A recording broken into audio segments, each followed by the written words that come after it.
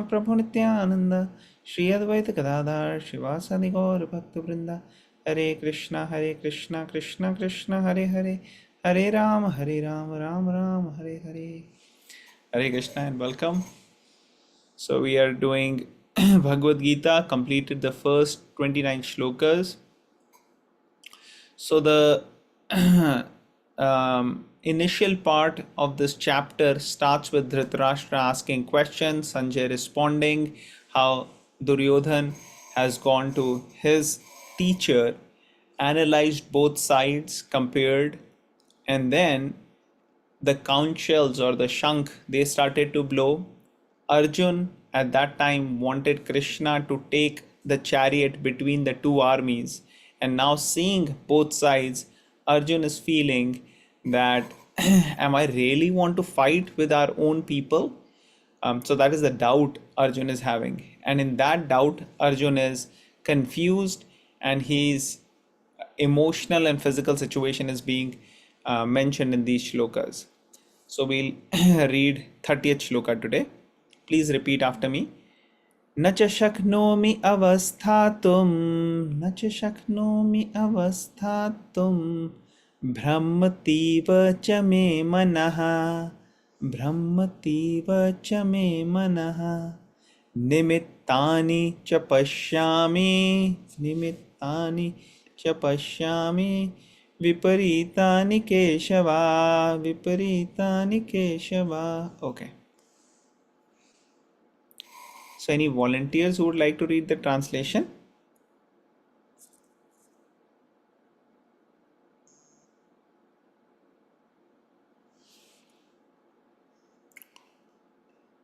Okay, I'll read. I am now unable to stand here any longer. I am forgetting myself and my mind is reeling. I see only causes of misfortune. O Krishna, killer of the Keshi demon. Purport. Due to his impatience, Arjun was unable to stay on the battlefield and he was forgetting himself on account of his weakness of his mind. Excessive attachment for material things puts a man in such a bewildering condition of existence. Bhayam dvitiya bhiniveshataha syat.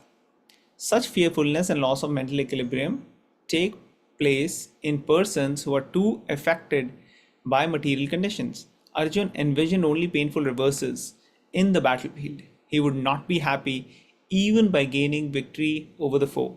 The words nimittani vipritani are significant. When a man sees only frustration in his expectation, he thinks, why am I here?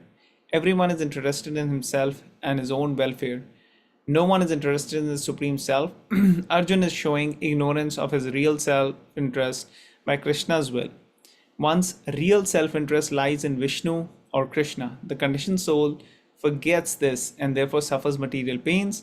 Arjun thought that his victory in the battle would only be a cause of lamentation for him. Okay. So here Arjun, after seeing his own family member, his teachers, guru, his grandfather, Bhishma, Drona, and others, Arjun started to feel compassion for them. He started to feel compassion for the other soldiers and his own army. He started to feel if he were to engage, he'll end up killing people who are his loved ones, his own family member.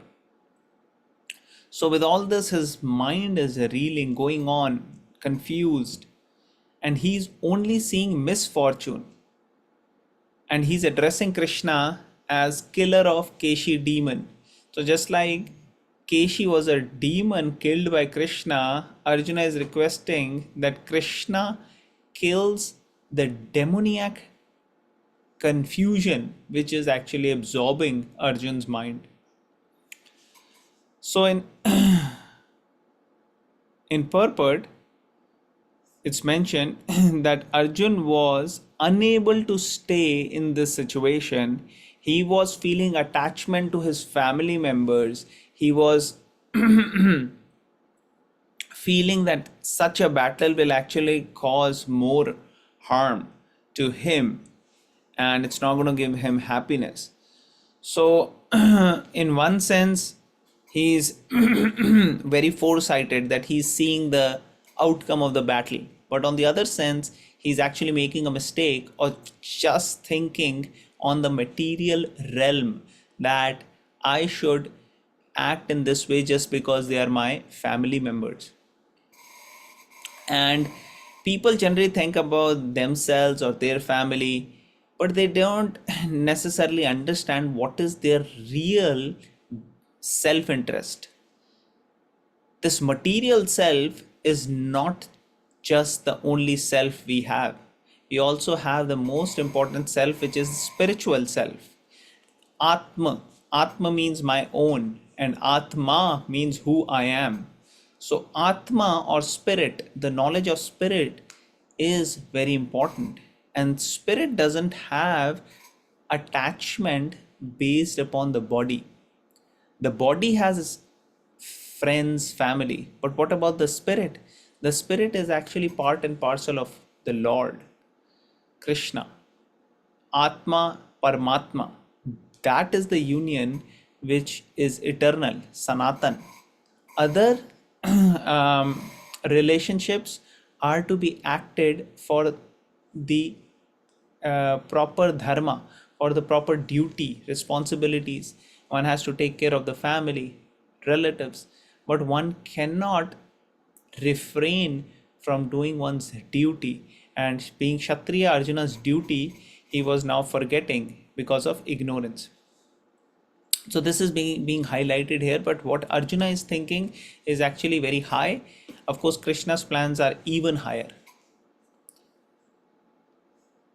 So he's thinking, Arjun is thinking that if he were to go forward with this battle, it will actually cause misfortune. So now he's presenting all these arguments for Krishna. So we'll read what Krishna says in the second chapter, but we'll complete Arjuna's thought here, which is going on to go till the end of this first chapter. So we'll go to 31st shloka now. Any questions, comments, or any points anybody has before we go to the next one?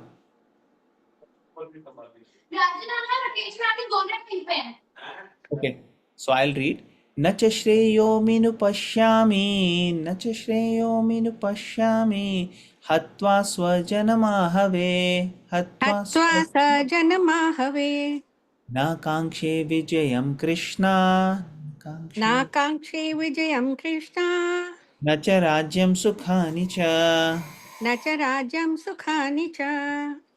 Okay, any volunteer who would like to read? Yes, I can read. Anji. Hare Krishna. I do not see how any good can come from killing my own kinsmen in this battle, nor can I, my dear Krishna, desire any subsequent victory, kingdom, or happiness. Purport. Without knowing that one's self interest is in Vishnu or Krishna, conditioned souls are attracted by bodily relationships, hoping to be happy in such situation. In such a blind conception of life, they forget even the cause of material happiness. Arjuna appears to have even forgotten the moral codes for a Kshatriya. It is said that two kinds of men, namely the Kshatriya who dies directly in front of the battlefield. Sorry.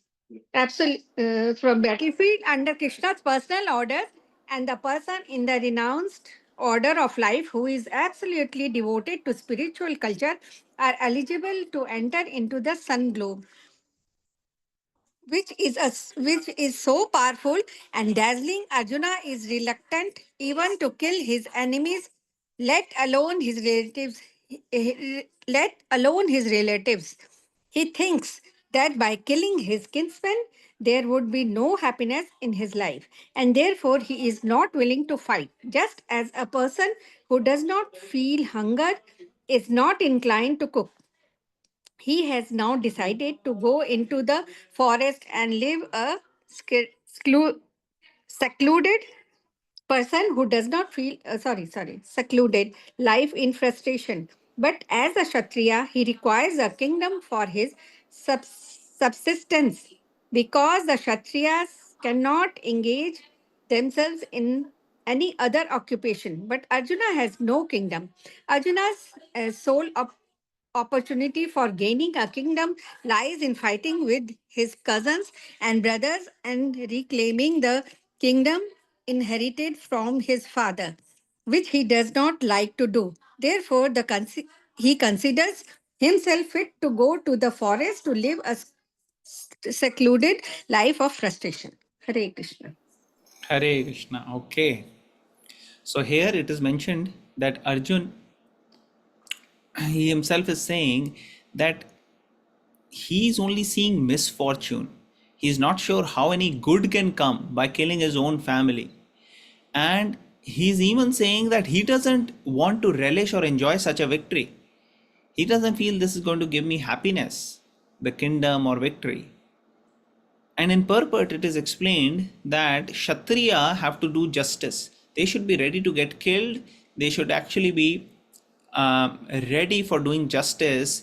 And in that justice, even if they get harmed or they get killed, that's not a problem.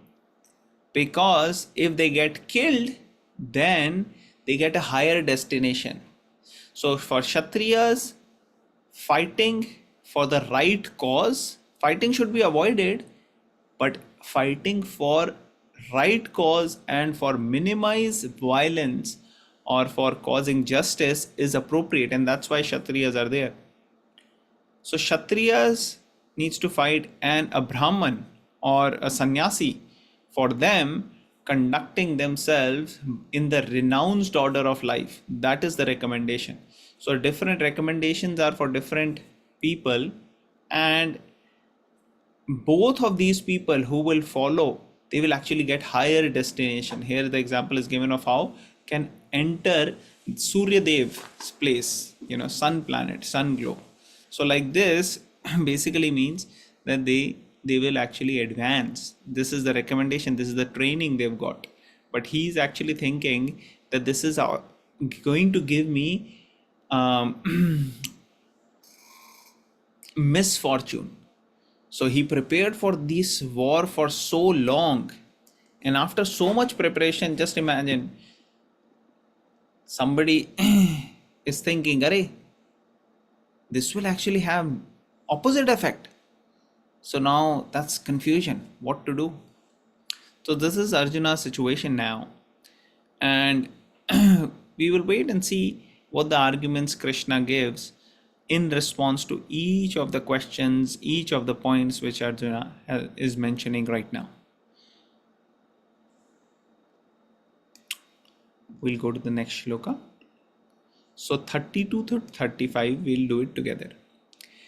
Kim no rajyena govinda, किं नो राजेन Govinda kim bhoge jivitena va, kim bhoge किं jivitena भोगे जीवितेन yesham arthe kangshitam no, येषाम् आर्ते काङ्क्षितं no rajyam bhoga sukhani cha, राज्यं भोगा सुखानि च ta ime vastita yudhe, ता इमेव शस्तां युधे pranam tyaktva dhanani cha, प्राणां त्यक्त्वा ददति च acharya pitarah putras, आचार्य पितरा पुत्रास् तथैव च पितामहः तथैव च पितामहः मातुला श्वाशुरा पुत्रा पातुला श्वाशुरा पुत्रा शाला सम्बन्धिनस्तथा शाला सम्बन्धिनस्तथा एतान्न हन्तुमिच्छामि एतान्न ईतानहन्तुम् इच्छामि ज्ञतोऽपि मधुसूदन न तोऽपि मधुसूदन अपि त्रैलोक्यराज्यस्य अपि अपि त्रैलोक्य त्रैलोक्यराज्यस्य हेतु किं नु मही कृते हेतु किं नु हेतु किं नो मही कृते निहत्य धार्तराष्ट्राणा निहत्य धार्तराष्ट्र निहत्य धर्षस्तन् नः का प्रीतिः स जनार्दन का प्रीतिः पापीति Janardan. Okay, translation. Any volunteers who would like to read? Yeah, I'll read. Anji. O Govinda, of what avail to us are a kingdom, happiness, or even life itself, when all those for desire them are now added on this battlefield? O Madhusudana, when teachers, fathers, sons, grandfathers, maternal uncles, father in law, grandsons, brother in law, and other relatives are ready to give up their lives and properties and are standing before me, why should I wish to kill them, even though they might otherwise kill me? O maintainer of all living entities, I am not prepared to fight with them, even in exchange for the three worlds, let alone this earth. What pleasure will we derive from killing the sons of Dhritarashtra? Should I continue with purport? Yes, please. Purport. Arjuna has addressed Lord Krishna as Govinda because Krishna is the object of all pleasures for cows and the senses. By using this significant word, Arjuna indicates that Krishna should understand what will satisfy Arjuna's senses. But Govinda is not meant for satisfying our senses. If we try to satisfy the senses of Govinda, however, then automatically our own senses are satisfied. Materially, everyone wants to satisfy his senses, and he wants God to be the order, supplier for such satisfaction. The Lord will satisfy the senses of the living entities as much as they deserve, but not to the extent that they make a word. But when one takes the opposite way, namely, when one tries to satisfy the senses of Govinda without desiring to satisfy one's own senses, then by the grace of Govinda, all desires of the living entity are satisfied. Arjuna's deep affection for community and family members is exhibited here, partly due to his natural compassion for them. He is therefore not prepared to fight. Everyone wants to show his opulence to friends and relatives. But Arjuna fears that all his relatives and friends will be killed on the battlefield, and he'll be unable to share his opulence up to victory. This is a typical calculation of material life. The transcendental life, however, is different. Since the devotee wants to satisfy the desires of the Lord, he can, Lord willing, accept all kinds of opulence for the service of the Lord. And if the Lord is not willing, he should not accept a farthing. Arjuna did not want to kill his relatives, and if there were any need to kill them, he desired that Krishna kill them personally. At this point, he did not know that Krishna had already killed them before their coming into the battlefield, and that he was only to become an instrument for Krishna. This fact is disclosed in following chapters. As a natural devotee of the Lord, Arjuna did not like to retaliate against his miscreant cousins and brothers. But it was the Lord's plan that they should all be killed. The devotee of the Lord does not retaliate against the wrongdoer. But the Lord does not tolerate any mischief done to the devotee by the miscreants. The Lord can excuse a person on his own account, but he excuses no one who has done harm to his devotees. Therefore, the Lord was determined to kill the miscreants, although he wanted to excuse them. Hare Krishna.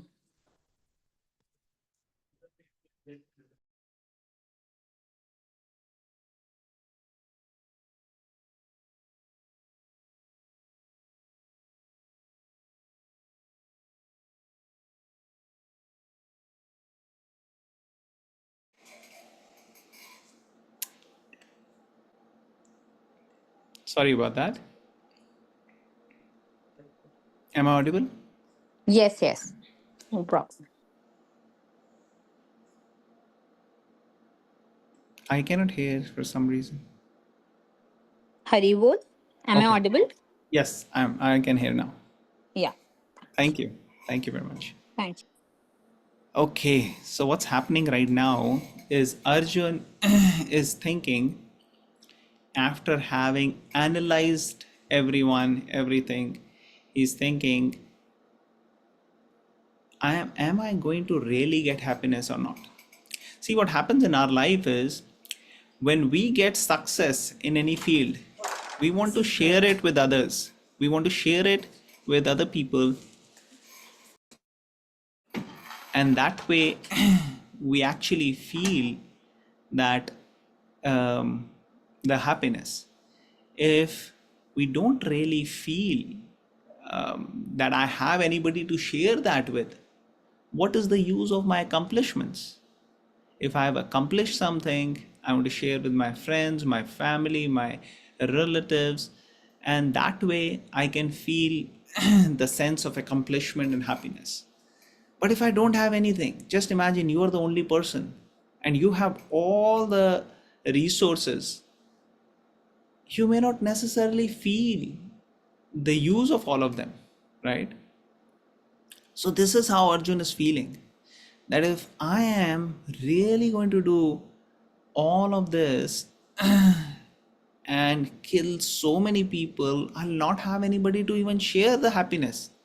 So, I'm not going to be able to enjoy all this. And in the process, I'll land up hurting or killing so many people, and I'm not going to be able to give them happiness, myself happiness. So he's calculating from all this perspective, and he's feeling that he's not going to be able to get into a um, right situation or get anybody into a right situation. And of course, Arjun had a lot of good qualities. That's why he was feeling that for myself, I can even stay without any resources. He was even ready to beg. Now, begging is not a, a recommendation for a Kshatriya, because Kshatriyas, they are meant for fighting, and they can, utilize their emotions, anger, and everything in fighting. Uh, but at the same time, if they were not doing that and they were changing it to other field, like for example brahmans, they go and beg, they are tolerant. If a brahman is teaching the right way of life to other people, because that's the duty of brahman, then brahman lives very simply. Brahman lives by focusing on intellectual topics, on studying, on teaching, on living a minimal kind of a life. And Kshatriyas, they actually live in opulent life. They live in a life where they have to have some fear, um, their fear to the other people. If the people are fearful of Kshatriyas, then they will obey the rules and the laws of the government. Like everybody in every country, they are fearful of the government, because government administration law, that is like Kshatriya. And Kshatriyas, or Arjun in this particular situation is thinking, hey, I will take the role of begging, which is actually not the duty. That's not why Kshatriyas are. But he has no place to rule and conduct Kshatriya kind of a lifestyle. He doesn't have any administrative, he doesn't even have a village to do administrative work. So, this is the conflicting thoughts he's getting, which he's sharing. At the same time, he's ready to tolerate whatever or even forget whatever wrong he and the Pandavas had to go through. So that is his greatness. Any questions, comments, any points anybody would like to share? Okay, we'll go to the next shloka.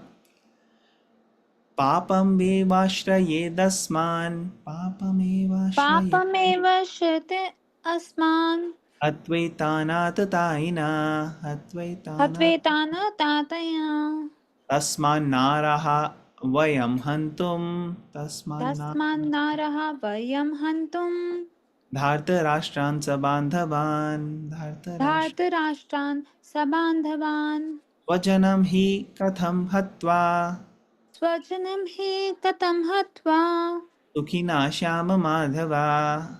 सुखिनः श्याममाधवा. Okay, I can read this translation. Sin will overcome us if we slay such aggressors. Therefore, it is not proper for us to kill the sons of Dhritarashtra and our friends. What should we gain, O Krishna, husband of the goddess of fortune, and how could we be happy by killing our own kinsmen? Purport.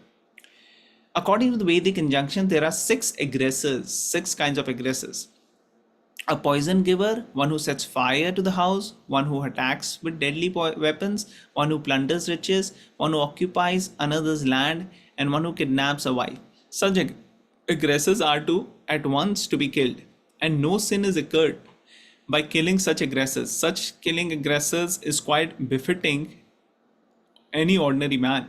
But Arjuna was not an ordinary man. He was saintly by character, and therefore he wanted to deal with them in saintliness.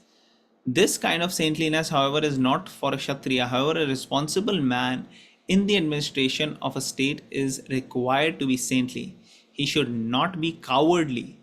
For example, Lord Ram was so saintly that people even now are anxious to live in the kingdom of Lord Ram, Ram Rajya.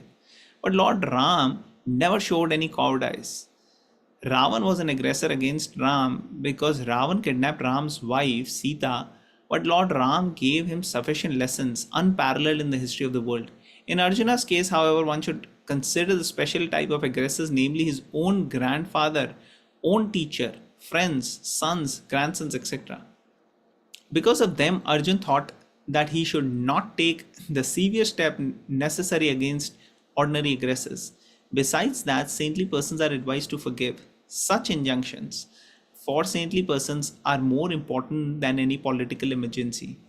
Arjuna considered that rather than kill his own kinsmen for political reason, it would be better to forgive them on grounds of religion and saintly behavior. He did not therefore consider such killing profitable simply for the matter of temporary bodily happiness.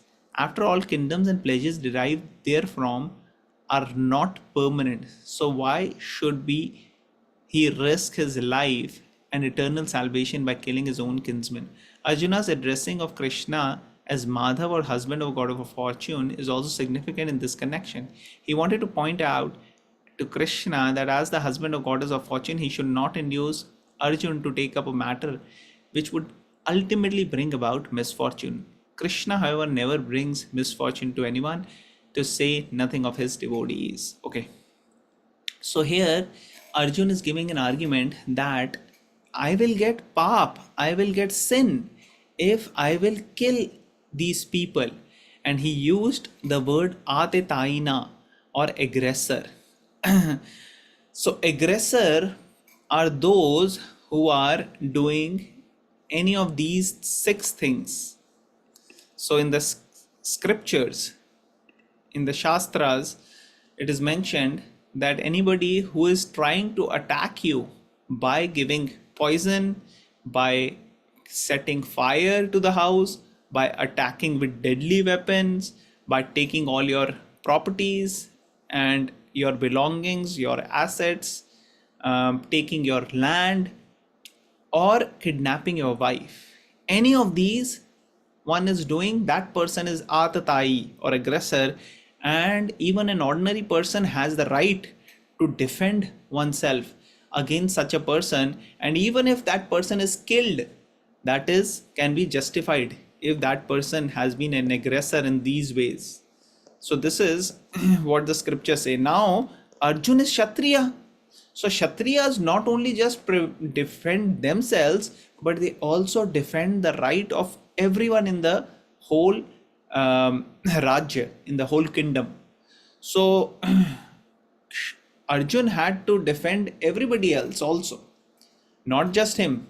So if he's defending everybody and him also, so he must give a good lesson to the opposite party, Duryodhanan party. But the question is, has Duryodhan done any of these, or his family or anyone in the opposite party, had they done any of this? Can anybody tell? So let's take one by one. Poison giver. Did Duryodhan or anybody from the party of Kauravas gave poison to any of the Pandavas? Can anybody remember any such instance? The first one? Okay, so nobody got poison from Kaurava army to Pandavas. How about setting fire? Did anybody set fire to Pandavas? Yes, they had. Uh, when they Who? had to. When they so they had uh, I'm forgetting the name where they were residing when they had to actually go to a cave kind of a area, and then there was a plan that they would be for Pandavas, entire Pandavas with Draupadi. There was a plan that uh, they will be uh, set on fire. Okay. Okay, so a little bit more on that. So one time there was a nice festival going on. Laksha Grih, right? Yeah, so Yeah. once upon a time, in one part of Hastinapur there was a festival going on for um worshipping Lord Shiva, and different people were coming, and Hastinapur was headed by Dhritarashtra, and all these prince Pandavas and Kauravas, they had just grown up, they had just graduated from their teachings, and at that time Duryodhan, he told Dhritarashtra that Pandavas, you can have them go to that Varnavrat place, and with the help of Shakuni and other friends of Duryodhan, he had made this plan that they will construct a house called as Lakshagraha, and that will be very, very inflammable materials. It will have all the inflammable materials which can catch fire very easily and burn. So that is how the whole house was made. And Vidura, he understood and he relayed it to Yudhishthir in a code language when they were going. Dhritarashtra said to the Pandavas, "Hey, why don't you go to Varnavrat and just keep an eye on how everything is going on with the festival and everything. It's a nice, you can get a break from your usual this thing, go for a vacation kind of a thing."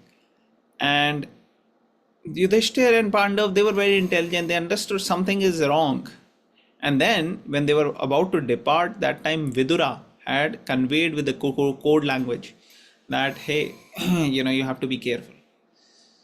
So Pandavas, when they went there, Bhima was always trying to keep an keep an eye to make sure that nothing dangerous or undesirable happens or attack the Pandavas. So Bhima was very vigilant. Pandavas otherwise were very, very intelligent and careful. So that way, even though the fire happened in the house, Pandavas had already escaped that place, so they were not affected by it. But some other people had died in that fire, and those other people were thought to be Pandavas by those who saw it later, like Duryodhan and others. They were like, okay, Pandavas are dead now, but actually it was some other people. So this is one instance when they attacked with fire. Plot. They had a plan to actually kill. Okay. Any other? Did Kauravas did anything else other than setting fire? So the first one is giving poison. Second Yes, one is, Duryodhana gave poison to Bhima as well. yes, correct. So giving poison also, Duryodhan, when they were small, at that time only Duryodhan had started to feel envy with Pandavas, especially Bhima, because previously before Pandavas came, Duryodhan was very powerful. And all the 99 brothers will obey Duryodhan. And then when Pandavas came, Bhima was very, very powerful. And when a fight will happen, Bhima will easily, in a fun way, defeat all the other people, all the other kids. So Duryodhan was feeling envy from Bhima. And he thought, I have to kill Bhima. So he said, okay, we'll make nice kheer. And he put poison in the kheer and he fed Bhima. And after Bhima had the kheer, he actually felt sleepy and slept. And Duryodhan, he understood, okay, the poison has started to work. So to make sure that he die from this, what we'll do is we'll put him in the river. And he put him in the river, and that way he will not actually have any chance of recovery. That was the plan of Duryodhan. Of course, when Bhima went there, he was bitten by, he went to Nagloka, bitten by snakes. And those snakes nullified or counteracted the poison which was given by Duryodhan. It was interesting that how the poison from the snakes actually worked as an antidote of the other poison. So this is how Bhima actually woke up. And then over there he met one of the kings over there. And he was able to understand that he's not ordinary person, he's son of Kunti. And Kunti is a great devotee. And even Kunti's relative was there. So that way they understood, okay, we have to actually release Bhima, not keep him. And before he go, we should give him some nectar. And this nectar was actually having a lot of power. After drinking this, Bhima became more powerful and he had strength of thousands of elephant. It is said more strength than 10, almost equal to 10,000 elephants. So this is the kind of strength Bhima was able to get. So poison Duryodhan gave, fire Duryodhan planned to kill them. Third is one who attacks with deadly weapons. So is this something which Duryodhan did to them? Anybody? So many times actually, Duryodhan was trying to attack every opportunity he gets. He was ready to attack Bhima and others. One who plunder riches. Actually, Duryodhan, with the gambling match and other ways, he had taken the kingdom. And prior to that, Dhritarashtra and party had taken over the kingdom of Pandu. Pandu was the king initially, and the kingdom should have gone to his sons, and Dhritarashtra was made a caretaker king in the meantime. Dhritarashtra and the whole family, they took over all of the kingdom. So all the riches was taken. Occupies others' land, yes, they had taken their property and land. And sixth is one who kidnaps the wife. So yes, there were many instances actually. One was, of course, the gambling match where Draupadi was uh, insulted and Duryodhan and Dushasan and Karna and all these people had actually brought her to the assembly, and they were trying to remove her clothes. So that was all done to Draupadi. And even before this, there were instances where different other personalities like Jayadratha, for example, was in the other party in Duryodhana's camp, and Jayadratha had tried to kidnap Draupadi. So, like this, many times they had to see, but at that time, even though they were Arjuna was going to kill Jayadratha, but Yudhishthir actually said, "Okay, just teach him a lesson because he's our relative. Will not kill him." So they very insulting way cut the hairs of Jayadratha and made him look like a fool, and that was very insulting to Jayadratha. So this way, a lot of people had actually attacked Pandavas from the other party, including Duryodhan, Dushasan, Karan, Jayadratha, Shakuni, and others. So actually, the real, according to scriptures, the real um, justice would have been to kill such aggressors. But Arjun was thinking, we'll forgive them. Now, this is not Kshatriya code. Here, Prabhupada is explaining, giving an example of Lord Ram, how Lord Ram was also in situation where his wife was abducted by Ravan, and he taught a lesson. But in Arjuna's case, it's a little difficult because now the aggressors are of his own family member. So now he is doubtful. Sometimes it's easier to differentiate between black and white. That okay, white is good thing, black is bad thing, something like that. When the colors are so much clear, but then when it's gray areas means we are not sure what is really good, what is really bad. That becomes difficult to decide which one is worse and which one is better, is what Arjun is trying to figure out from this. Such severe steps Arjuna was not sure if he should take or not. So, like this, Arjun is actually addressing Krishna, and he's saying that you are Madhav, you are husband of a goddess of fortune. But by these things, I'm going to get misfortune. How can this be? So, this is how Arjun is sharing his heart to Krishna. We'll go to next shloka.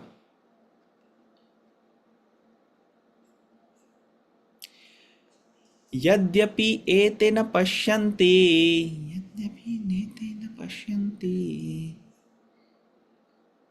लोभोपहत चेतसा लोभोपहत चेतसा कुलक्षय कृतं दोषं कुलक्षय कृतं दोषं मित्रद्रोहे च पातकं मित्रद्रोहे च पातकं कथं न येयम् अस्माभिः कथं न येयम् अस्माभिः पापादस्मान् निवर्तितुं पापादस्मान् निवर्तितं क्षय कृतं दोषं कुलक्षय कुलाशयकृतं दोषं प्रपश्यद्भिर्जनार्दन प्रपश्यद्भिर्. प्रपश्यदित् जनार्दना. Okay. Any volunteers to read this translation and purport? I can read. Anji, please. O Janardana, although these men, their hearts overtaken by greed, see no fault in killing one's family or quarreling with friends, why should we, who can see the crime in destroying a family, engage in these acts of sin? Purport: a Kshatriya is not supposed to refuse to battle or gamble when he is so invited by some rival party. Under such an obligation, Arjuna could not refuse to fight because he had been challenged by the party of Duryodhana. In this connection, Arjuna considered that the other party might be blind to the effects of such a challenge. Arjuna, however, could see the evil consequences and could not accept the challenge. Obligation is actually binding when the effect is good, but when the effect is otherwise, then no one can be bound. Considering all these pros and cons, Arjuna decided not to fight. Hare. Haribol. So here Krishna is being addressed as Janardhan. So he's saying that you are the one who knows how to deal with what person. So if you want to kill them, you kill them. Why you are making me act in this way? But Arjun is Kshatriya, so he has to do his duty. Everybody has to do their duties. And Arjun is feeling that they may be wrong, they may have overtaken by greed, they don't see a fault, but we see, he's taking a higher moral ground that okay, they may be like this, they can't understand, but we understand, we know better, so we should at least act properly. This is how Arjun is putting it forward. Now Prabhupada is explaining in the purport that when Kshatriyas are challenged, either challenged for gambling or challenged for a battle or anything, Kshatriya, their duty and responsibility in the code is to actually accept this challenge and actually defeat. That is how they establish their supremacy, and that way people get confidence that okay, my king can actually protect me, my king can actually rule properly. So this is how Kshatriyas have to conduct themselves. This was also a reason why Yudhishthir Maharaj could not refuse the gambling. Or here, for Arjuna's example, he should not have refused to kill in the battle, because that's his duty as a Kshatriya. So this is how the situation is unfolding, where Arjun is confused and he's not able to decide. So he's considering all the pros and cons, and he's edging or going towards the decision of not fighting. So now Dhritarashtra, of course, is hearing all this from Sanjay, that what is Arjuna going to do. So he is thinking, and Arjun here is putting all his doubts. So we'll do one more shloka before we end. Please repeat. Kulakshay pranashyanti. Kulakshay. Kulakshay pranashyanti. Kuladharma sanatana. Kuladharma. Kuladharma sanatana. Dharme nashte kulam kritsnam. Dharme nashte kulam kritsam. Adharmo bhivavati uta. Adharmo bhivati uta. Okay, translation. Any volunteers? Okay, I'll I read. can continue reading. I can read this one. With the destruction of the dynasty, the eternal family tradition is vanquished, and thus the rest of the family becomes involved in irreligion. Purport. In the system of Varnashrama institution, there are many principles of religious tradition to help member of the family grow properly and attain spiritual values. The elder members are responsible for such purifying processes in the family, beginning from birth to death. But on the death of the elder members, such family traditions of purification may stop, and remaining younger family members may develop irreligious habits and thereby lose their chance of spiritual salvation. Therefore, for no purpose should the elder members of the family be slain. Okay, so it's important to understand that there are Kshatriyas who are supposed to fight and protect, and whom they have to protect specifically. They have to protect all the children, they have to protect all the women, they have to protect the elders, they have to protect Brahmans, they have to protect Vaishyas, Shudras, everybody has to be protected. And who goes forward? The Kshatriyas go forward and do the protection work. Now Arjun is thinking, if we actually do all the killing and so many people will get killed, then there won't be people who can protect all these. And if these people are not protected, then the wrongdoing, the bad elements in the society, they will become stronger and they will actually cause a lot of problem.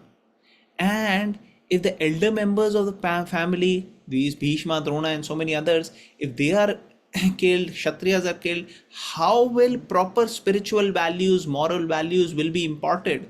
How will the duties properly be followed. He will be telling that how there are different duties and responsibilities of the children which they have to do for their parents, grandparents, great grandparents, those who have already left their body, who have already died. For them also one has to do pindadan and so many other samskaras.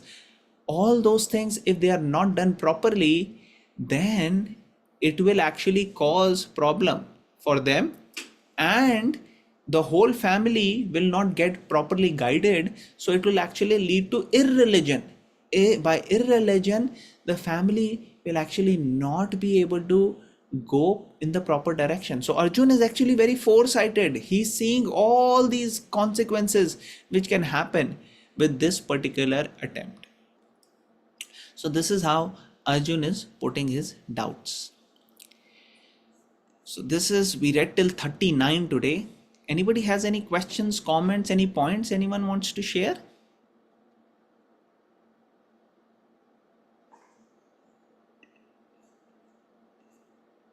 Okay, so we'll we'll do 40th next week. We'll stop here. Thank you very much everyone for joining. We'll end here. Thank you. Bhagavad Gita ki jai, Srila Prabhupada ki jai.